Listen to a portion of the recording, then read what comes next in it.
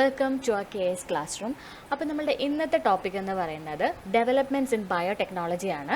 Science and ടെക്നോളജിയുടെ അണ്ടറിൽ വരുന്ന ഒരു സബ് ടോപ്പിക്കാണ് ഡെവലപ്മെൻറ്റ്സ് ഇൻ ബയോടെക്നോളജി എന്ന് പറയുന്നത്. അപ്പോൾ നമുക്ക് സ്റ്റാർട്ട് ചെയ്യാം. അപ്പോൾ നമ്മളെല്ലാവരും കേട്ടിട്ടുണ്ടാവും എന്താ ബയോടെക്നോളജി എന്ന് പറഞ്ഞിട്ടുള്ളൊരു വേർഡ്. അപ്പോൾ എന്താണ് ഇവിടെ ബയോടെക്നോളജി കൊണ്ട് ഉദ്ദേശിക്കുന്നത്? What is meant by biotechnology? Okay, biotechnology എന്ന് പറയുന്നത് ഒരു പ്രോസസ്സാണ്. അതായത് organisms, part of organisms, biological process, ഇങ്ങനെ 3 കാര്യങ്ങളൊക്കെ യൂസ് ചെയ്ത് ഒരു ഡിഫറെൻറ്റ് പ്രൊഡക്റ്റ് തന്നെ ക്രിയേറ്റ് ചെയ്യുന്ന ഒരു പ്രോസസ്സിനാണ് നമ്മൾ എന്ത് പറയുന്നത്? ബയോടെക്നോളജി എന്ന് പറയുന്നത്. ഈ ക്രിയേറ്റ് ചെയ്യുന്ന പ്രൊഡക്ട്സ് എന്ന് പറയുന്നത് മാൻകൈൻഡിന്, അതായത് മനുഷ്യരാശിക്ക് ഉപകാരപ്പെടുന്ന പ്രൊഡക്ട്സ് ക്രിയേറ്റ് ചെയ്യുക. അതാണ് ഈ ബയോടെക്നോളജിയുടെ മെയിൻ എയിം എന്ന് പറയുന്നത് തന്നെ. ഓക്കെ, മനുഷ്യരാശിക്ക് ഉപകാരപ്പെടുന്ന കുറച്ച് പ്രൊഡക്ട്സ് ക്രിയേറ്റ് ചെയ്യുക. അത് എങ്ങനെ ക്രിയേറ്റ് ചെയ്യുക? ഒന്നില്ലെങ്കിൽ ഒരു ഫുൾ ഓർഗാനിസം യൂസ് ചെയ്തിട്ടോ, അല്ലെങ്കിൽ ആ ഒരു ഓർഗാനിസത്തിൻ്റെ ഒരു ഭാഗം യൂസ് ചെയ്തിട്ടോ, അല്ലെങ്കിൽ ഏതെങ്കിലും ബയോളജിക്കൽ പ്രോസസ്സസ് വഴി യൂസ് ചെയ്തിട്ടോ ഒക്കെ ഒരു പ്രൊഡക്റ്റ് ക്രിയേറ്റ് ചെയ്യുക. ഓക്കെ, അതാണ് കോമൺലി എന്ത് പറയുന്നത്? ബയോടെക്നോളജി എന്ന് പറയുന്നത്. ഓക്കെ, അപ്പോൾ ഫസ്റ്റ് ഓഫ് ഓൾ നമുക്ക് ഒരു എക്സാമ്പിൾ എടുക്കാം. അതായത് ഒരു ഫുൾ ഓർഗാനിസം യൂസ് ചെയ്തിട്ട് എങ്ങനെയാണ് ഒരു ബയോടെക്നോളജിയുടെ ആപ്ലിക്കേഷൻ വരുന്നതെന്ന് നമുക്ക് നോക്കാം. ഓക്കെ, ഒരു ഓർഗാനിസം എടുക്കുമ്പോൾ നമ്മളിവിടെ എക്സാമ്പിൾ എടുക്കുന്നത് ഈസ്റ്റ് ആണ്. അപ്പോൾ ഈസ്റ്റിൻ്റെ കാര്യത്തിൽ പറയുകയാണെങ്കിൽ ഈസ്റ്റാണ്. അപ്പോൾ ഈ ഈസ്റ്റ് നമ്മൾ ഇപ്പോൾ ഇവിടെ ഞാനൊരു എക്സാമ്പിൾ അയച്ചെടുത്തേക്കുന്നത് ബ്രെഡ് മേക്കിങ്ങിന് വേണ്ടിയിട്ടുള്ള ഒരു പ്രോസസ്സാണ് ഞാനിവിടെ എക്സാമ്പിളായിട്ട് പറയുന്നത്.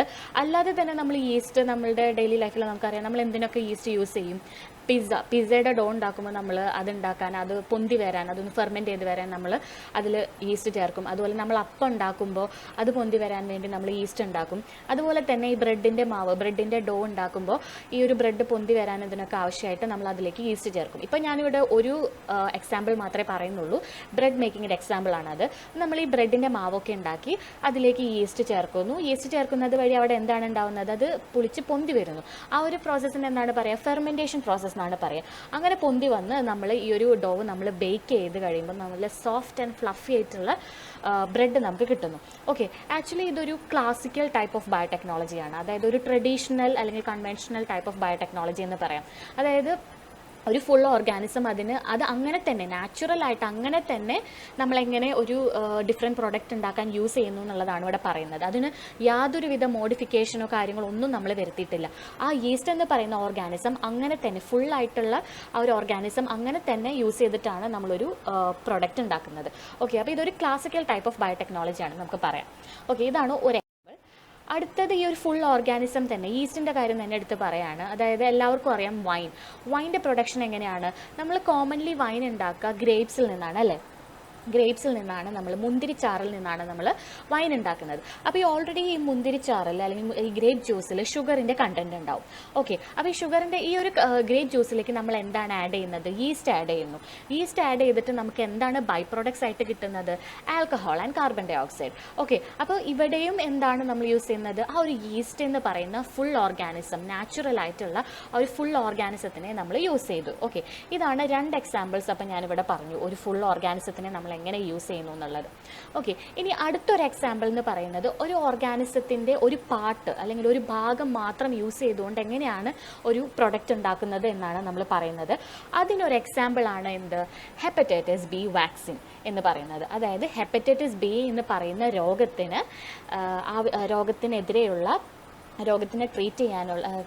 രോഗത്തിനെതിരെയുള്ള ഒരു വാക്സിൻ ക്രിയേറ്റ് ചെയ്യാണ് ചെയ്യുന്നത്. അതെങ്ങനെയാണോ ആ ഹെപ്പറ്റൈറ്റിസ് ബി എന്ന് പറയുന്ന വാക്സിൻ നമ്മൾ ഉണ്ടാക്കുന്നത്? ഓക്കെ, ഈ ഒരു ഹെപ്പറ്റൈറ്റിസ് ബി അപ്പോൾ നമുക്ക് ആക്ച്വലി ഇവിടെ പറയുന്നത് എന്താണ് ഹെപ്പറ്റൈറ്റിസ് ബി എന്നുള്ള രോഗം എന്താണ് നമുക്ക് ആദ്യം അറിയണം.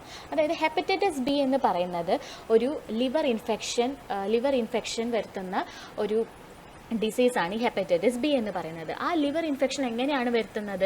ഹെപ്പറ്റൈറ്റിസ് ബി വൈറസ് എന്ന് പറയുന്ന ഒരു വൈറസ് ഉണ്ടാക്കുന്ന ഒരു ഇൻഫെക്ഷനാണ് എവിടെ ഉണ്ടാക്കുന്ന ഇൻഫെക്ഷൻ? ലിവറിൽ ഉണ്ടാക്കുന്ന ഒരു ഇൻഫെക്ഷനാണ് ഹെപ്പറ്റൈറ്റിസ് ബി എന്ന് പറയുന്നത്. ഓക്കെ, അപ്പോൾ ഈ ഒരു ഹെപ്പറ്റൈറ്റിസ് ബി എന്ന് പറയുന്ന ആ വൈറസിൻ്റെ ഒരു ഭാഗം ഉപയോഗിച്ച് തന്നെ ഉണ്ടാക്കുന്ന ഒരു വാക്സിനാണ് ഹെപ്പറ്റൈറ്റിസ് ബി വാക്സിൻ എന്ന് പറയുന്നത്. ഓക്കെ, ആ ഒരു അസുഖം ഉണ്ടാക്കുന്ന ആ വൈറസിൻ്റെ തന്നെ ഒരു ഭാഗം ഉപയോഗിച്ച് ഉണ്ടാക്കുന്ന അതിനെതിരെയുള്ള ഒരു വാക്സിനാണ് എന്ത് ഹെപ്പറ്റൈറ്റിസ് ബി വാക്സിൻ എന്ന് പറയുന്നത്. ഓക്കെ, അപ്പം നമ്മളവിടെ ഒരു ഫുൾ ഓർഗാനിസത്തിനെ നമ്മൾ യൂസ് ചെയ്തിട്ടില്ല, ആ ഒരു ഓർഗാനിസത്തിൻ്റെ ഒരു ഭാഗം മാത്രമേ നമ്മൾ യൂസ് ചെയ്തിട്ടുള്ളൂ. ഓക്കെ, അപ്പോൾ ഇതൊരു എക്സാമ്പിളായിട്ട് പറയാമല്ലോ. പിന്നെ അതുപോലെ തന്നെ ഒരു അഡീഷണൽ പോയിന്റ് ആയിട്ട് ഞാൻ പറയാണ്, ഈ ഹെപ്പറ്റൈറ്റിസ് ബി വാക്സിൻ എന്ന് പറയുന്നത് ആൻറ്റി ക്യാൻസർ വാക്സിൻ എന്നും കൂടി അറിയപ്പെടും. അതായത് ഈ വാക്സിൻ സ്വീകരിക്കുന്നത് വഴി ആ ഒരു ഹ്യൂമൻ ബോഡിയിൽ ലിവർ ക്യാൻസറിൻ്റെ റിസ്ക് റെഡ്യൂസ് ചെയ്യാൻ, ലിവർ ക്യാൻസറിൻ്റെ ആ ഒരു റിസ്ക് റെഡ്യൂസ് ചെയ്യാനും ഈ ഒരു വാക്സിൻ സ്വീകരിക്കുന്നത് വഴി സഹായിക്കും. അതുകൊണ്ട് തന്നെ ഈ ഒരു വാക്സിനെ പറയുന്ന മറ്റൊരു പേരാണ് ആൻറ്റി ക്യാൻസർ വാക്സിൻ എന്നുള്ളത്. ഓക്കെ, ഇനി അടുത്തത് ഒരു ബയോളജി, നമ്മൾ പറഞ്ഞു ഒരു ബയോളജിക്കൽ പ്രോസസ്സ് വഴിയും നമുക്കൊരു പ്രൊഡക്റ്റ്, ഒരു മാൻകൈൻഡിന് യൂസ്ഫുൾ ആയിട്ടുള്ള ഒരു പ്രൊഡക്റ്റ് നമുക്ക് ഉണ്ടാക്കാൻ കഴിയുന്നുള്ളത്. അപ്പോൾ അത് ഏതാണ്? അപ്പോൾ ഇവിടെ ആ ഒരു ബയോളജിക്കൽ പ്രോസസ്സിന് എക്സാമ്പിളായിട്ട് പറയുന്നത് ഗോൾഡൻ റൈസ് ആണ്. ഓക്കെ, എക്സാമ്പിളായിട്ട് പറയുന്നത് ഗോൾഡൻ റൈസ് ആണ്. നമുക്ക് ഈ ഫിഗറിൽ കാണുന്ന പോലെ തന്നെ ഇവിടെ 2 ചാക്കുണ്ട്. 2 ചാക്കിലും അരിയാണ് നിറച്ചിട്ടുള്ളത്. പക്ഷേ 2 ഡിഫറെൻറ്റ് കളറിലുള്ള അരിയാണ്. ഒരെണ്ണം ഒരു വൈറ്റ് കളറിലും ഒരെണ്ണം ഗോൾഡൻ കളറിലും. അപ്പം നമ്മൾ സാധാരണ കഴിക്കുന്ന ചോറിൻ്റെ കളർ എന്താ? വൈറ്റിഷ് കളറാണ്. അതാണ് ആദ്യത്തെ ചാക്കിലുള്ളത്. രണ്ടാമത്തെ ചാക്കിലുള്ളത് ഗോൾഡൻ കളറാണ്. ഓക്കെ, അപ്പോൾ ഈ ഒരു അരിയുടെ ഗോൾഡൻ കളർ ഉള്ളതുകൊണ്ടാണ് ഈ ഒരു അരിക്ക് ഗോൾഡൻ റൈസ് എന്നുള്ള പേര് വരാൻ കാരണം. അപ്പോൾ ഈ ഒരു അരിക്ക് എങ്ങനെയാണ് ഈ ഗോൾഡൻ കളർ കിട്ടുന്നത്? ഈ അരിയിൽ ബീറ്റ കരോട്ടിൻ്റെ പ്രസൻസ് ഉള്ളതുകൊണ്ടാണ് ഈ ഒരു അരിയിൽ എന്തുണ്ടാവുന്നത്? അതിനാ ഗോൾഡൻ കളർ കിട്ടുന്നത്. അപ്പോൾ എന്താണ് ഈ ഒരു ബീറ്റ കരോട്ടിൻ്റെ ഒരു ഉപകാരം?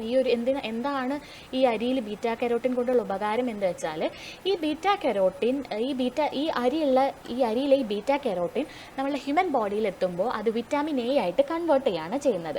അപ്പോൾ ഈ വിറ്റാമിൻ എ നമ്മുടെ ഹ്യൂമൻ ബോഡിയിൽ എന്താണ് നമുക്കൊരു യൂസ്ഫുൾ ആയിട്ടുള്ളത്? നമുക്ക് നല്ല കാഴ്ചശക്തിക്കൊക്കെ വളരെ കാഴ്ചശക്തിയൊക്കെ കൂട്ടാൻ സഹായിക്കുന്ന ഒരു വിറ്റാമിനാണ് ഈ വിറ്റാമിൻ എ എന്ന് പറയുന്നത്.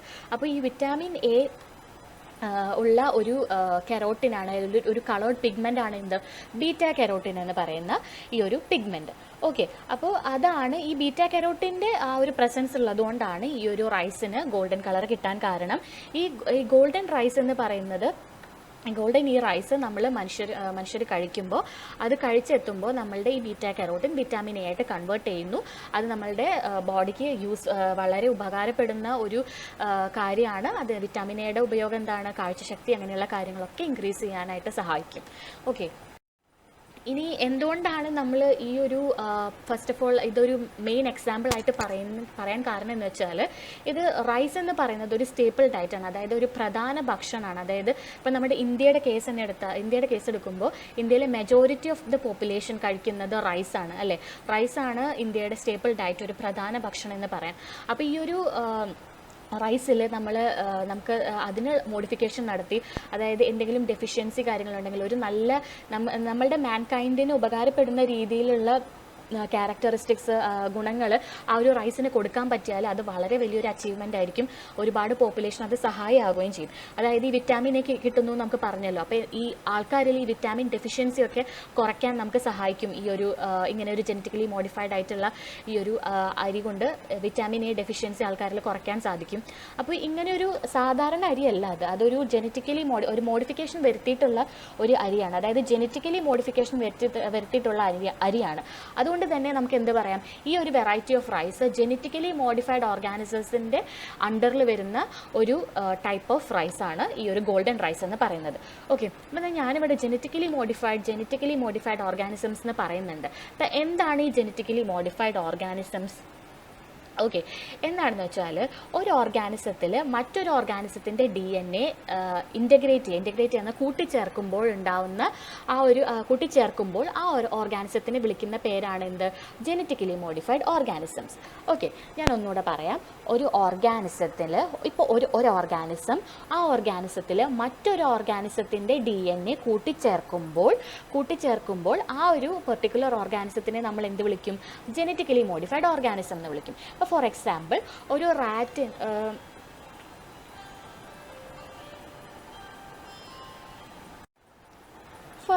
പറയുകയാണെങ്കിൽ റാറ്റ്സ്. ഇപ്പോൾ റാറ്റ്സിൻ്റെ കാര്യം എടുക്കുകയാണെങ്കിൽ ആ റാറ്റിലേക്ക് ഒരു പെർട്ടിക്കുലർ ക്യാരക്ടറിസ്റ്റിക്, അതായത് വേറെ ഏതെങ്കിലും ഒരു ഓർഗാനിസത്തിനുള്ള ഒരു പെർട്ടിക്കുലർ ക്യാരക്ടറിസ്റ്റിക് ഈ റാറ്റിന് കൊണ്ടുവരണമെങ്കിൽ ആ ഒരു ഓർഗാനിസം, അതായത് ഒരു ഡിസൈഡ് ഒരു പെർട്ടിക്കുലർ ക്യാരക്ടറിസ്റ്റിക് ഉള്ള ആ ഒരു ഓർഗാനിസത്തിൻ്റെ DNA ആരിലേക്ക് ഇൻസേർട്ട് ചെയ്യും?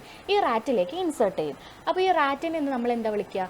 ജെനറ്റിക്കലി മോഡിഫൈഡ് ആയിട്ടുള്ള ഓർഗാനിസം എന്നാണ് നമ്മൾ ഈ റാറ്റിനെ വിളിക്കുക. അതായത് മറ്റൊരു ഓർഗാനിസത്തിൻ്റെ ഒരു DNA ഈ റാറ്റിലേക്ക് ഇൻസേർട്ട് ചെയ്യാണ് ചെയ്യുന്നത്. അതുവഴി ഈ റാറ്റ് എന്തായി മാറും? ഒരു ട്രാൻസ്ജെനിക് റാറ്റ്. ട്രാൻസ്ജെനിക് എന്ന് പറഞ്ഞാലും ജെനറ്റിക്കലി മോഡിഫൈഡ് ഓർഗാനിസം എന്ന് പറഞ്ഞാലും രണ്ടും സെയിം തന്നെയാണ്. അപ്പോൾ ജെനറ്റിക്കലി മോഡിഫൈഡ് ആയിട്ടുള്ള ഒരു ഓർഗാനിസമായിട്ട് ആര് മാറും? ഈ റാറ്റ് മാറും. ഓക്കെ, അപ്പോൾ അതാണ് അങ്ങനെയാണ് ഇതിനെ എക്സ്പ്ലെയിൻ ചെയ്യുന്നത്. എന്താണ് ജെനറ്റിക്കലി മോഡിഫൈഡ് അല്ലെങ്കിൽ GMOs എന്ന് നമ്മൾ ഷോർട്ടായിട്ട് പറയുന്നത്. ഓക്കെ, പറയുന്നത് ഈ ബയോടെക്നോളജിയിൽ തന്നെ ഡിഫറെൻറ്റ് ടൈപ്സ് ഓഫ് ബയോടെക്നോളജീസ് ഉണ്ട്. അതായത് green, red, white, grey, yellow, brown, violet, dark എന്നിങ്ങനെ ഡിഫറെൻറ്റ് ടൈപ്സ് ഓഫ് ബയോടെക്നോളജിയാണ് ഉള്ളത്. അതായത് ഈ ഗ്രീൻ ഒരു കളറിൻ്റെ ബേസിസിൽ ഇതിനെ തരംതിരിച്ചിരിക്കുന്നത് എന്താണെന്ന് വെച്ചാൽ, ഗ്രീൻ ബയോടെക്നോളജി എന്ന് പറയുന്നത് അഗ്രികൾച്ചറൽ പ്രോസസ്സിനൊക്കെ അല്ലെങ്കിൽ അഗ്രികൾച്ചറൽ ഫീൽഡിൽ നമ്മൾ ഈ ബയോടെക്നോളജി അപ്ലൈ ചെയ്യുമ്പോൾ വിളിക്കുന്ന ആ ഒരു പേരാണ് ഗ്രീൻ ബയോടെക്നോളജി എന്ന് പറഞ്ഞാൽ. അതുപോലെ തന്നെ റെഡ് ബയോടെക്നോളജി എന്ന് പറഞ്ഞാൽ നമ്മൾ മെഡിക്കൽ പേർപ്പസിന് അല്ലെങ്കിൽ മെഡിക്കൽ ഫീൽഡിൽ നമ്മൾ ഈ ഒരു ബയോടെക്നോളജി അപ്ലൈ ചെയ്യുമ്പോൾ നമ്മൾ ആ ഒരു പ്രോസസ്സിനെ വിളിക്കുന്ന ആ ഒരു പ്രോസസ്സിനെ വിളിക്കുന്ന ഒരു പേരാണ് റെഡ് ബയോടെക്നോളജി എന്ന് പറഞ്ഞാൽ. അതുപോലെ വൈറ്റ് എന്ന് പറയുന്നത് ഇൻഡസ്ട്രിയൽ പേർപ്പസസിന് വേണ്ടിയും ഒക്കെ യൂസ് ചെയ്യുന്നതാണ്. ഓക്കെ, അപ്പോൾ ഓരോ കളറിനും അതിൻ്റേതായ ആപ്ലിക്കേഷൻസ്, ഓരോ ഫീൽഡിലുള്ള ആപ്ലിക്കേഷൻസ് പറയുന്നുണ്ട്. അപ്പോൾ നമുക്ക് ഓരോന്നായിട്ട് അതൊക്കെ എന്താണെന്ന് നോക്കാം. ഓക്കെ, അപ്പോൾ ആദ്യം തന്നെ നമ്മളിവിടെ ഡിസ്കസ് ചെയ്യുന്നത് ഗ്രീൻ ബയോടെക്നോളജിയാണ്. ഫൈൻ. അപ്പം നമുക്ക് ആദ്യം ഇപ്പം ഞാനിവിടെ ഗ്രീൻ ബയോടെക്നോളജി പറയുന്നതിന് മുന്നേ തന്നെ ഈ ബയോടെക്നോളജിയുടെ മെയിൻ അപ്ലിക്കേഷൻസ് ഉണ്ട്. അതായത് ഈ ബയോടെക്നോളജി ഉപയോഗിക്കുന്ന കുറച്ച് മെയിൻ ആയിട്ടുള്ള ഫീൽഡ്സ് ഉണ്ട്. അതായത് നമ്മൾ നേരത്തെ പറഞ്ഞു റെഡ് ബയോടെക്നോളജി എന്ന് പറഞ്ഞാലും മെഡിക്കൽ ബയോടെക്നോളജി എന്ന് പറഞ്ഞാലും രണ്ടും സെയിം ആണ്. അത് എന്തുകൊണ്ടാണെന്ന് വെച്ചാൽ നമ്മൾ മെഡിക്കൽ ഫീൽഡിലാണ് ഈ ഒരു പെർട്ടിക്കുലർ ബയോടെക്നോളജി നമ്മൾ യൂസ് ചെയ്യുന്നത്. ഇങ്ങനെ മെഡിക്കൽ ഫീൽഡിൽ എങ്ങനെ യൂസ് ചെയ്യാന്ന് വെച്ചാൽ വാക്സിൻസ് ഉണ്ടാക്കുക, ആൻറ്റിബയോട്ടിക്സ്, ഡയഗ്നോസ്റ്റിക്സ് എന്ന് പറഞ്ഞാൽ ഈ രോഗങ്ങളൊക്കെ നമ്മൾ കണ്ടെത്താൻ സഹായിക്കുന്ന രീതിയിലുള്ള കാര്യങ്ങൾ. തെറാപ്യൂട്ടിക്സ് എന്ന് പറഞ്ഞാൽ എന്തെങ്കിലും ഡിസീസിൻ്റെ ട്രീറ്റ്മെൻറ്റിനായിട്ടൊക്കെ യൂസ് ചെയ്യുക. അങ്ങനെയുള്ള കാര്യങ്ങൾക്കൊക്കെ ബയോടെക്നോളജി യൂസ് ചെയ്യുക. അപ്പോൾ ഇതൊക്കെ വളരെ ഇമ്പോർട്ടൻ്റ് ആയിട്ടുള്ള ബയോടെക്നോളജിയുടെ അപ്ലിക്കേഷൻസ് ആണ്. വാക്സിൻസ് ഉണ്ടാക്കുന്നതും ആൻറ്റിബയോട്ടിക്സ് ഉണ്ടാക്കുന്നതും അതുപോലെ ഡയഗ്നോസ്റ്റിക്സ് ഡിസീസ് കണ്ടുപിടിക്കാനുള്ള ടെക്നിക്സ് ഒക്കെ ഉണ്ടാക്കുന്നത്, തെറാപ്യൂട്ടിക്സ് അതായത് ഈ ഡിസീസിൻ്റെ ട്രീറ്റ്മെൻറ്റ്, അസുഖത്തിനെ ട്രീറ്റ് ചെയ്യുന്ന രീതിക്ക് വേണ്ടിയിട്ടുള്ള ആപ്ലിക്കേഷൻസ്, ഇതൊക്കെ വളരെ വളരെ ഇമ്പോർട്ടൻ്റ് ആണല്ലേ. ഓക്കെ, ഇനി അടുത്തത് അഗ്രികൾച്ചറൽ ബയോടെക്നോളജി അല്ലെങ്കിൽ നമ്മൾ എന്ത് വിളിക്കാം? ഗ്രീൻ ബയോടെക്നോളജി എന്ന് വിളിക്കാം. ഗ്രീൻ ബയോടെക്നോളജി എന്ന് പറയുമ്പോൾ പെസ്റ്റ് റെസിസ്റ്റൻറ്റ് ക്രോപ്സ് ഉണ്ടാക്കുക, അതായത് കീടത്തെ പ്രതിരോധിക്കാൻ തക്കവണ്ണത്തിലുള്ള ഒരു ക്രോപ്പ് ഉണ്ടാക്കുക. അതുപോലെ plant and animal breeding, food processing, ഇതെല്ലാം എന്തിൽ വരും? അഗ്രികൾച്ചറൽ ബയോടെക്നോളജിയുടെ അണ്ടറിൽ വരുന്ന കുറച്ച് കാര്യങ്ങളാണ്. പിന്നെ അടുത്തത് industrial biotechnology or white biotechnology എന്ന് പറയുന്നത് നമ്മൾ നേരത്തെ പറഞ്ഞ പോലെ ഫെർമെൻറ്റേഷൻ, അതായത് ഈ വൈൻ പ്രൊഡക്ഷൻ അല്ലെങ്കിൽ ബ്രൂയിങ് പ്രോസസ്സ് കേട്ടിട്ടുണ്ടോ? ബ്രൂയിങ് പ്രോസസ്സ് എന്താണ്? ബിയർ ഉണ്ടാക്കുന്ന ആ ഒരു പ്രോസസ്സിനെയാണ് ബ്രൂയിങ് പ്രോസസ്സ് എന്ന് പറയുന്നത്. അതിലും ഈ സെയിം ഈസ്റ്റ് തന്നെയാണ് യൂസ് ചെയ്യുന്നത്. അപ്പോൾ അതിൻ്റെയൊക്കെ ബൾക്കായിട്ടുള്ള ഒരു പ്രൊഡക്ഷൻ ഉണ്ടല്ലോ, അപ്പോൾ അതിനൊക്കെ ബൾക്കായിട്ടുള്ള പ്രൊഡക്ഷനൊക്കെ ഉണ്ട്. അപ്പോൾ അതൊക്കെ എന്തിൻ്റെ അണ്ടറിൽ വരും? ഈ ഇൻഡസ്ട്രിയൽ ബയോടെക്നോളജിയുടെ അണ്ടറിൽ വരും. അതുപോലെ എനർജി പ്രൊഡക്ഷൻ എന്നൊക്കെ പറഞ്ഞാൽ energy production, micro organisms, bio catalyst, ഇതൊക്കെ എന്തിൻ്റെ അണ്ടറിൽ വരും? ഇൻഡസ്ട്രിയൽ ബയോടെക്നോളജിയുടെ അണ്ടറിൽ വരുന്നതാണ്. അതുപോലെ അടുത്തതാണ് environment biotechnology or grey biotechnology. അപ്പോൾ ഗ്രേ ബയോടെക്നോളജി എന്ന് പറഞ്ഞാൽ എന്താണ്? എൻവയോൺമെൻറ്റിൽ യൂസ് ചെയ്യുന്ന ബയോടെക്നോളജിനെ വിളിക്കുന്നതാണ് ഗ്രേ ബയോടെക്നോളജി എന്ന് പറഞ്ഞാൽ. Bio remediation, preventing environmental problems, ഇതൊക്കെയാണ് എക്സാമ്പിൾസ് ആയിട്ട് വരുന്നത്. അപ്പോൾ ബയോ റെമഡിയേഷൻ എന്ന് പറഞ്ഞാൽ എന്താണ്? അതായത് ഇപ്പോൾ എൻവിയോൺമെൻറ്റ്, അതായത് ഇപ്പോൾ വാട്ടർ, സോയിൽ അതുപോലെയുള്ള കാര്യങ്ങളൊക്കെ പൊല്യൂട്ടഡ് ആയിട്ട് കണ്ടാമിനേറ്റഡ് ആയിട്ട് കിടക്കുമ്പോൾ അതിനെയൊക്കെ ആ ഒരു പൊല്യൂട്ടൻസിനൊക്കെ നശിപ്പിച്ച് ആ ഒരു വാട്ടർ ആൻഡ് സോയിൽ ക്ലീൻ ആക്കുന്ന ആ ഒരു പ്രോസസ്സിനെയാണ് ബയോ റെമിഡിയേഷൻ എന്ന് പറയുന്നത്. എങ്ങനെയാണ് ക്ലീൻ ആക്കുന്നത്? By using micro organisms. ഈ മൈക്രോ ഓർഗാനിസത്തിനൊക്കെ യൂസ് ചെയ്ത്, അതായത് ഇപ്പോൾ ഒരു വാട്ടറിൻ്റെ കേസ് എടുക്കുകയാണെങ്കിൽ ആ വാട്ടറിൻ്റെ എൻവിയോൺമെൻറ്റിനൊക്കെ ഒന്ന് സ്റ്റിമുലേറ്റ് ചെയ്ത് അവിടെ മൈക്രോ ഓർഗാനിസംസ് ഉണ്ടാക്കി ആ ഒരു മൈക്രോ ഓർഗാനിസം ആ ഒരു വാട്ടറിനെ കണ്ടാമിനേറ്റ് ചെയ്യുന്ന ആ പൊല്യൂട്ടൻസിനെ ടാർഗറ്റ് ചെയ്ത് ഒന്നില്ലെങ്കിൽ ആ ഒരു പൊല്യൂട്ടൻറ്റിനെ ആ മൈക്രോ ഓർഗാനിസംസ് കൺസ്യൂം ചെയ്യുക, അല്ലെങ്കിൽ അതിനെ ഡീഗ്രേഡ് ചെയ്ത് അല്ലെങ്കിൽ അതിനെ ബ്രേക്ക് ഡൗൺ ഒക്കെ ചെയ്തതിനെ നശിപ്പിച്ച് ആ ഒരു വാട്ടറിനെ ആ ഒരു വാട്ടർ ബോഡീനെ ക്ലീൻ ആക്കുന്ന ആ ഒരു പ്രോസസ്സിനെ പറയുന്ന പേരാണ് എന്ത്? ബയോ റെമിഡിയേഷൻ എന്ന് പറയുന്നത്. അതുപോലെ പലതരത്തിലുള്ള എൻവയോൺമെൻറ്റൽ പ്രോബ്ലംസ് പ്രിവെൻറ്റ് ചെയ്യാനൊക്കെ ചില ബയോടെക്നോളജിക്കൽ ആപ്ലിക്കേഷൻസ് യൂസ് ചെയ്യുന്നത് വഴി സാധിക്കും. ഓക്കെ, അടുത്തത് ഫോറൻസിക് ബയോടെക്നോളജിയാണ്. അത് ഈ പെറ്റേണിറ്റി ടെസ്റ്റ്, സയൻറ്റിഫിക് ഇൻവെസ്റ്റിഗേഷൻസ്, ഇങ്ങനെ ക്രൈം ഇൻവെസ്റ്റിഗേഷൻസിനൊക്കെ ആവശ്യമായിട്ടുള്ള കാര്യങ്ങളൊക്കെ അപ്ലൈ ചെയ്യുന്നത് ഏതിൻ്റെ അണ്ടറിൽ വരുന്നതാണ്? ഫോറൻസിക് ബയോടെക്നോളജിയുടെ അണ്ടറിൽ വരുന്നതാണ്. ഓക്കെ, ഇനി അടുത്തത് നമ്മൾ ഫസ്റ്റ് ഓഫ് ഓൾ പറയുന്നത് ഗ്രീൻ ബയോടെക്നോളജിയാണ്. ഓക്കെ, ഞാൻ നേരത്തെ പറഞ്ഞു ഗ്രീൻ ബയോടെക്നോളജി നമ്മൾ എവിടെയാണ് അപ്ലൈ ചെയ്യുന്നത്? അഗ്രികൾച്ചറൽ പ്രോസസ്സസിലൊക്കെയാണ് നമ്മൾ എന്ത് അപ്ലൈ ചെയ്യുന്നത്? ഗ്രീൻ ബയോടെക്നോളജി അപ്ലൈ ചെയ്യുന്നത്. ഓക്കെ, അപ്പോൾ ഒരു കൺവെൻഷണൽ ഫാമിംഗ്, ഈ കൺവെൻഷണൽ ഫാമിങ്ങിൽ നമ്മൾ സാധാരണ എങ്ങനെയാണോ ആ ഒരു നാച്ചുറൽ ക്രോപ്പ് അല്ലെങ്കിൽ ആ നാച്ചുറൽ പ്ലാന്റ് ഉള്ളത് അങ്ങനെ തന്നെ നമ്മളുടെ ഫാമിംഗ് മുന്നോട്ട് കൊണ്ടുപോയിരുന്ന ഒരു ടൈപ്പ് ഓഫ് ഫാമിംഗ് ആണ് കൺവെൻഷണൽ ഫാമിംഗ് എന്ന് പറയുന്നത്. അതിൽ നിന്നും മാറി ചിന്തിക്കാൻ, അതായത് അങ്ങനെ ഒരു കൺവെൻഷണൽ ഫാമിംഗ് വരുമ്പോൾ സാധാരണ കീടത്തെ പ്രതിരോധിക്കാനും ആ ഒരു പർട്ടിക്കുലർ ഇൻസെക്ട്സിനെ പ്രതിരോധിക്കാനൊക്കെ നമ്മൾ ചിലപ്പോൾ കെമിക്കൽ പെസ്റ്റിസൈഡ്സ് ഒക്കെ യൂസ് ചെയ്യും, കെമിക്കൽ ഫെർട്ടിലൈസേഴ്സ്, കെമിക്കൽ പെസ്റ്റിസൈഡ്സ് ഒക്കെ യൂസ് ചെയ്ത് അത് എൻവയോൺമെൻറ്റിനെ ഹാംഫുൾ ആവുന്ന രീതിയിലൊക്കെ ഒരുപാട് എഫക്റ്റ് ചെയ്യുന്നുണ്ട്. അപ്പോൾ അതിൽ നിന്നൊക്കെ നമുക്ക് എന്താണ് ഒരു മാറ്റം, എന്താണ് ഒരു സൊല്യൂഷൻ കൊണ്ടുവരാൻ കഴിയുന്നതെന്ന് ആലോചിച്ചിട്ട് അതിൽ നിന്ന് കൊണ്ടുവന്ന ഒരു സൊല്യൂഷനാണ് ജെനറ്റിക്കലി മോഡിഫൈഡ് ക്രോപ്സ്. അതായത് ആ ഒരു പെർട്ടിക്കുലർ ക്രോപ്പിനെ മോഡിഫൈ ചെയ്തെടുക്കുക. എന്ത് വഴി? ജെനറ്റിക് എഞ്ചിനീയറിംഗ് വഴി ആ ഒരു പെർട്ടിക്കുലർ ക്രോപ്പിനെ നമ്മൾ മോഡിഫൈ ചെയ്തെടുക്കുക. അങ്ങനെ മോഡിഫൈ ചെയ്തെടുക്കുന്ന ക്രോപ്സിനെയാണ് നമ്മൾ എന്ത് വിളിക്കുന്നത്? ജെനറ്റിക്കലി മോഡിഫൈഡ് ക്രോപ്സ് എന്ന് വിളിക്കുന്നത്. ഓക്കെ, അപ്പോൾ ഈ ഒരു ജെനറ്റിക്കലി മോഡിഫൈഡ് ക്രോപ്സിൻ്റെ യൂസേജ് കൊണ്ട് ആ ഒരു കൺവെൻഷണൽ ഫാമിങ്ങിന് ഓൾട്ടർനേറ്റീവ് ആയിട്ടുള്ള ഒരു കാര്യമായി മാറുകയാണ്. ഓക്കെ, അപ്പോൾ നമ്മൾ ഈ ജെനറ്റിക്കലി മോഡിഫൈഡ് ക്രോപ്സ് യൂസ് ചെയ്തിട്ട് എന്താണ് ഫാമേഴ്സിന് ഗുണമുള്ളത്? ഫാമേഴ്സിന് ഫസ്റ്റ് ഓഫ് ഓൾ ഞാനിവിടെ പറഞ്ഞിട്ടുണ്ട്, understanding of genetics could help farmers to, അതായത് ഈ ജെനറ്റിക്സ് ഒക്കെ ഫാമേഴ്സിന് അറിയുന്നത് വഴി അല്ലെങ്കിൽ ഈ ഒരു ജെനറ്റിക്കലി മോഡിഫൈഡ് ക്രോപ്സ് യൂസ് ചെയ്യുന്നത് വഴി ഈ ഫാമേഴ്സിന് മാക്സിമം വിളവെടുപ്പാണ് സാധ്യമാവുന്നത്. അതുപോലെ തന്നെ ഞാൻ പറഞ്ഞു കെമിക്കൽ ഫെർട്ടിലൈസേഴ്സ്, പെസ്റ്റിസൈഡ്സ് അതൊക്കെ യൂസ് ചെയ്യുന്നത് കുറയ്ക്കാൻ സാധിക്കും, മിനിമൈസ് ചെയ്യാൻ സാധിക്കും. അതുവഴി നമുക്ക് എൻവയോൺമെൻറ്റിന് ഹാംഫുൾ ആയിട്ടുള്ള എഫക്ട്സ് കുറയ്ക്കാനും സാധിക്കും. ഓക്കെ, പിന്നെ അടുത്തത് ജെനറ്റിക്കലി മോഡിഫൈഡ് ഓർഗാനിസംസ്. ഞാൻ നേരത്തെ പറഞ്ഞതാണ്, അതായത് പ്ലാന്റ്സ്, ബാക്ടീരിയ, ഫംജൈ, എനിമൽസ്, ഇതിൻ്റെയൊക്കെ ജീൻസ് എന്ന് പറഞ്ഞാൽ ജീൻസ് പറഞ്ഞാലും DNA അതൊക്കെ മാനിപ്പുലേറ്റ് എന്ന് പറഞ്ഞാൽ ചേഞ്ച് ചെയ്യുമ്പോൾ ആ ഒരു പെർട്ടിക്കുലർ പ്ലാന്റിനെയോ ബാക്ടീരിയയോ ഫംജയെയോ എനിമൽസിനെയോ വിളിക്കുന്ന പേരാണ് എന്ത്? ജെനറ്റിക്കലി മോഡിഫൈഡ് ഓർഗാനിസംസ് അല്ലെങ്കിൽ GMOs എന്ന് നമ്മൾ വിളിക്കുന്നത്. ഇനി ഈ ജെനറ്റിക്കലി മോഡിഫൈഡ് പ്ലാന്റ്സ് എന്ത് തരത്തിലൊക്കെയാണ് യൂസ്ഫുൾ ആയിട്ടുള്ളത്? അതായത് നമ്മൾ ആദ്യം പറഞ്ഞു, നമ്മൾ ഈ ജെനറ്റിക്കലി മോഡിഫൈഡ് ക്രോപ്സ് യൂസ് ചെയ്യുന്നത് വഴി നമുക്ക് എന്തൊക്കെയാണ് ഫാമേഴ്സിന് കിട്ടുന്നത്? മാക്സിമം ഈൽഡ് കിട്ടും. അതുപോലെ കെമിക്കൽ പെസ്റ്റിസൈഡ്സ് ആൻഡ് ഫെർട്ടിലൈസേഴ്സിൻ്റെ യൂസേജ് നമുക്ക് കുറയ്ക്കാനൊക്കെ പറ്റും. അതുപോലെ തന്നെ ഈ ജെനറ്റിക്കലി മോഡിഫൈഡ് പ്ലാന്റ്സിന് കുറച്ച് ക്യാരക്ടറിസ്റ്റിക്സ് ഉണ്ട്, ഒരു വളരെ അഡ്വാൻറ്റേജസ് ആയിട്ടുള്ള കുറച്ച് ക്യാരക്ടറിസ്റ്റിക്സ് ഉണ്ട്. അതായത് ഫസ്റ്റ് ക്യാരക്ടറിസ്റ്റിക്സ് പറയുന്നത് make crops more tolerant to abiotic stresses. അതായത് ഈ ക്രോപ്സിന്, ഈ ഒരു പെർട്ടിക്കുലർ ക്രോപ്സിന് തണുപ്പ് കാലമായാലും ചൂടുകാലമായാലും ഇപ്പോൾ ഇത്തിരി ഉപ്പ് കൂടുതലുള്ള മണ്ണായാലും വരൾച്ചേനായാലും ഇതിനെല്ലാം അതിജീവിക്കാനുള്ള ആ ഒരു കപ്പാസിറ്റി ആർക്കുണ്ടാവും? ഈ പറഞ്ഞ ജെനറ്റിക്കലി മോഡിഫൈഡ് ആയിട്ടുള്ള ക്രോപ്സ് അല്ലെങ്കിൽ പ്ലാന്റ്സിനുണ്ടാവും. ഓക്കെ, അതാണ് ഈ കോൾഡ്, ഡ്രൗട്ട്, സോൾട്ട്, ഹീറ്റിനൊക്കെയാണ് നമ്മൾ എബയോട്ടിക് സ്ട്രെസ്സസ് എന്ന് വിളിക്കുന്നത്.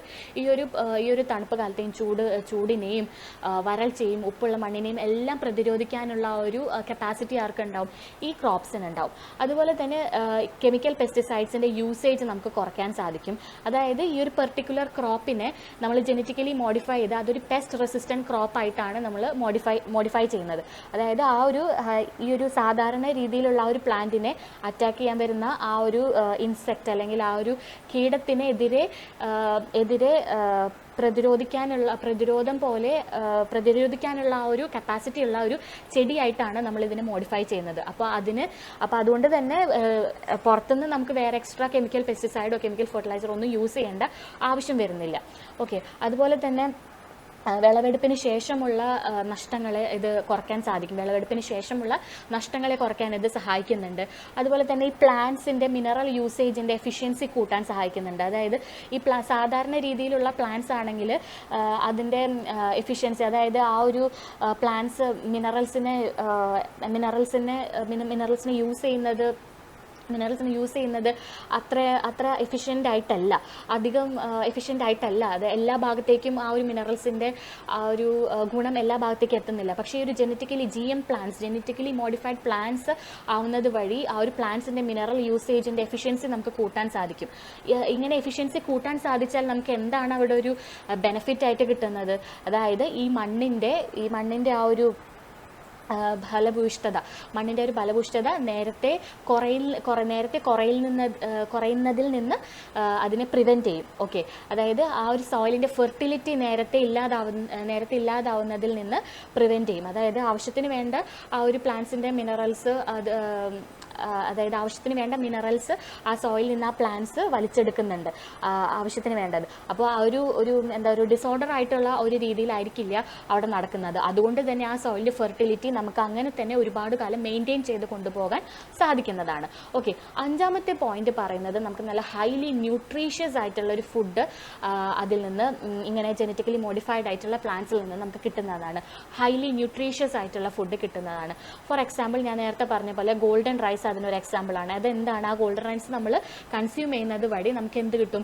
വിറ്റാമിൻ എ ആണ് നമുക്ക് കിട്ടുന്നത്. അതായത് ആ ഒരു റൈസ് എന്ന് പറയുന്നത് വിറ്റാമിൻ എ എൻറിച്ച്ഡ് റൈസ് ആണ്. ഓക്കെ, ഇതൊക്കെ ഈ GM പ്ലാന്റ്സിൻ്റെ അല്ലെങ്കിൽ ജെനറ്റിക്കലി മോഡിഫൈഡ് പ്ലാന്റ്സിൻ്റെ അഡ്വാൻറ്റേജസ് ആണ്.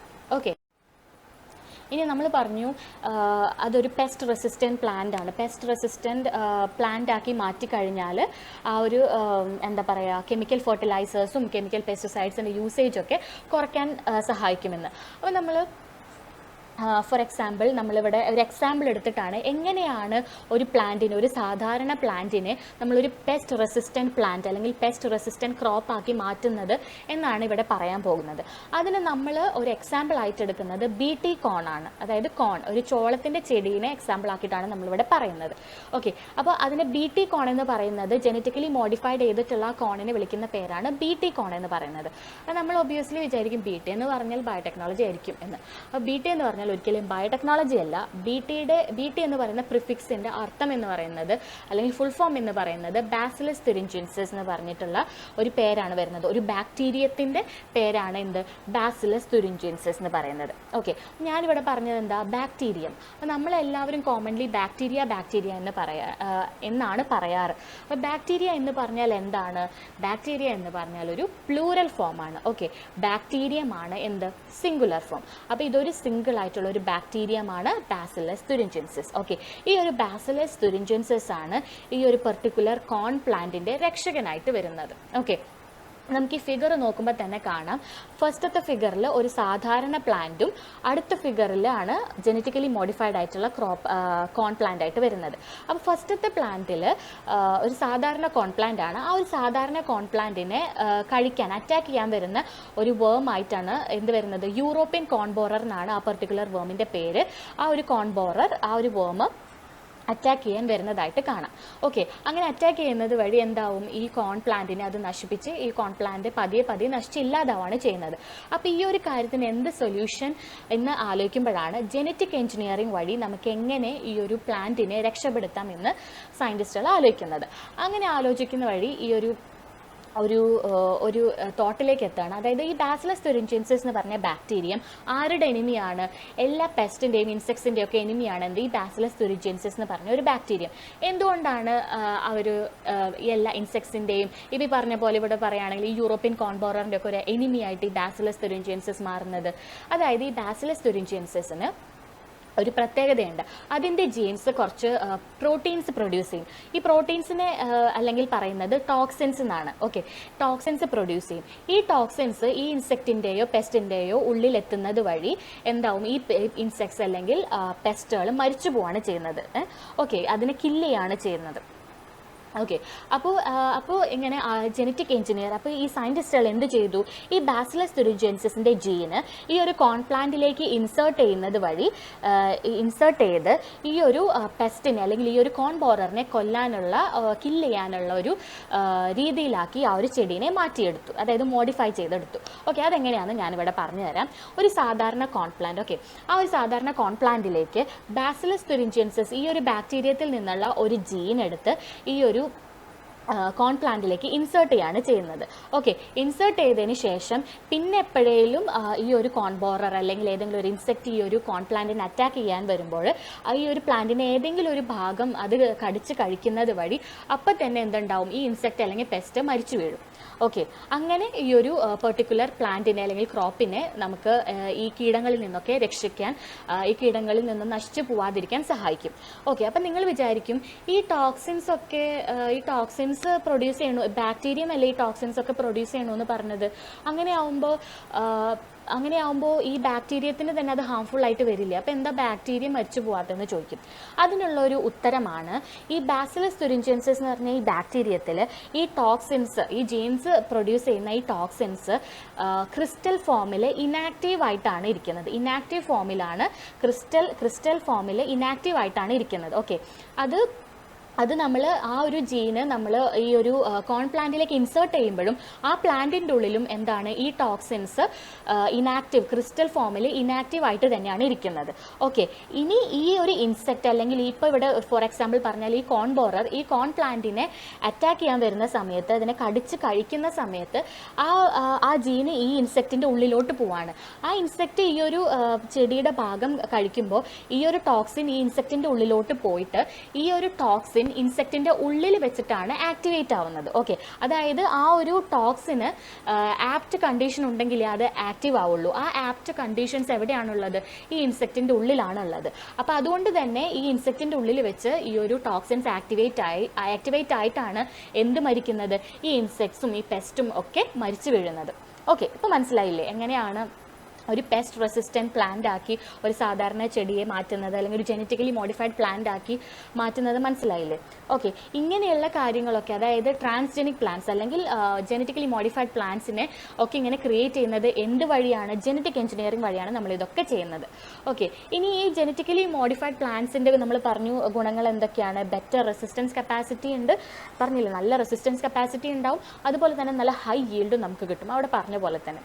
ഓക്കെ, ഇനി ഈ ഗ്രീൻ ബയോടെക്നോളജി ജസ്റ്റ് ഒരു എന്താ പറയുക, ഒരു ചാർട്ട് പോലെ ഞാൻ കാണിക്കുന്നേ ഉള്ളൂ. പ്ലാന്റ് ഒരു അതിൻ്റെ ഡിഫറെൻറ്റ് ഈ ഗ്രീൻ ബയോടെക്നോളജിയുടെ അപ്ലിക്കേഷൻസ് പറഞ്ഞാൽ നമുക്ക് പ്ലാന്റ് ടിഷ്യൂ കൾച്ചർ ചെയ്യാം, അതുപോലെ ക്ലൈമറ്റ് ചേഞ്ചിനെ നമുക്ക് ഫൈറ്റ് ചെയ്യാം, അതായത് ബയോഫ്യൂവൽസ് അങ്ങനത്തെ കാര്യങ്ങളൊക്കെ നമ്മൾ ഇതുപോലെ, അതായത് ബയോഫ്യൂവൽസ് ഒക്കെ നമുക്ക് ഉണ്ടാക്കാൻ സാധിക്കും. അതായത് ഈ വുഡിൽ നിന്നും അതുപോലെ നമ്മൾ ഈ പറഞ്ഞ കോണിൻ്റെ ചെടിയിൽ നിന്നൊക്കെ നമുക്ക് ഫ്യൂവൽസ് ഉണ്ടാക്കാൻ സാധിക്കും. അതുവഴി നമുക്ക് എന്താണ്, ഈ നമ്മൾ ഈ പെട്രോൾ, ഡീസൽ അങ്ങനെയുള്ള പെട്രോ കെമിക്കൽ ഫ്യൂവൽസ് ഒക്കെ യൂസ് ചെയ്യുന്നത് നമുക്ക് റെഡ്യൂസ് ചെയ്യാൻ സാധിക്കും. അതിനെ റെഡ്യൂസ് ചെയ്യുന്നത് വഴി കാർബൺ ഡൈ ഓക്സൈഡിൻ്റെ എമിഷനൊക്കെ നമുക്ക് വളരെയധികം റെഡ്യൂസ് ചെയ്യാൻ സാധിക്കും. അതുവഴി നമുക്ക് എന്ത് ചെയ്യാം, ഈ ക്ലൈമറ്റ് ചേഞ്ചിനെ നമുക്ക് ഒരു പരിധി വരെ നമുക്ക് ഫൈറ്റ് ചെയ്യാൻ സാധിക്കുന്നതാണ്. അതുപോലെ ഹൈബ്രിഡൈസേഷൻ ഉണ്ട്, ബയോഫെർട്ടിലൈസേഴ്സ് ഉണ്ടാക്കാം, ബയോ പെസ്റ്റിസൈഡ്സ് ഉണ്ടാക്കാം, നമ്മൾ നേരത്തെ പറഞ്ഞ പോലെ പ്ലാന്റ് ജെനറ്റിക് എഞ്ചിനീയറിംഗ്, ഇതൊക്കെ എന്താണ് ഈ ഗ്രീൻ ബയോടെക്നോളജിയിൽ അപ്ലിക്കേഷൻസ് ആയിട്ട് വരുന്നതാണ്. ഓക്കെ, ഹൈബ്രിഡൈസേഷൻ എന്ന് പറയുമ്പോൾ ഇപ്പം ഒരു പൊമാറ്റോ എന്ന് പറഞ്ഞൊരു ചെടി ഉണ്ടാക്കാം, അതായത് പൊട്ടാറ്റോയും ടൊമാറ്റോയും കൂടി ചേർന്ന ഒരു പ്ലാന്റ്, അതായത് ഇപ്പം പൊട്ടാറ്റോയുടെ ഒരു സ്റ്റെമ്മും ടൊമാറ്റോയുടെ ഒരു സ്റ്റെമ്മും നമ്മൾ കൂടി ചേർത്ത് ഇതൊരിക്കുമ്പോൾ ഒരു ഹൈബ്രിഡ് ഫോമിലാക്കി മാറ്റുന്ന ഒരു പ്ലാന്റ് ആക്കി മാറ്റും. അതൊക്കെയാണ് ഹൈബ്രിഡൈസേഷൻ. നമ്മൾ ചെടി വാങ്ങാനൊക്കെ പോകുമ്പോൾ ഇത് ഹൈബ്രിഡാണ് അങ്ങനെയൊക്കെ പറഞ്ഞ് നമുക്ക് കിട്ടാറില്ല. പ്ലാന്റ്സിലായാലും അനിമൽസിലായാലും ഒക്കെ നമ്മളത് പറയാറുണ്ട്. അതൊക്കെ ഈ ഒരു ഗ്രീൻ ബയോടെക്നോളജിയുടെ എക്സാമ്പിൾസ് അല്ലെങ്കിൽ അപ്ലിക്കേഷൻസ് ആയിട്ടൊക്കെ നമുക്ക് പറയാൻ സാധിക്കുന്നതാണ്.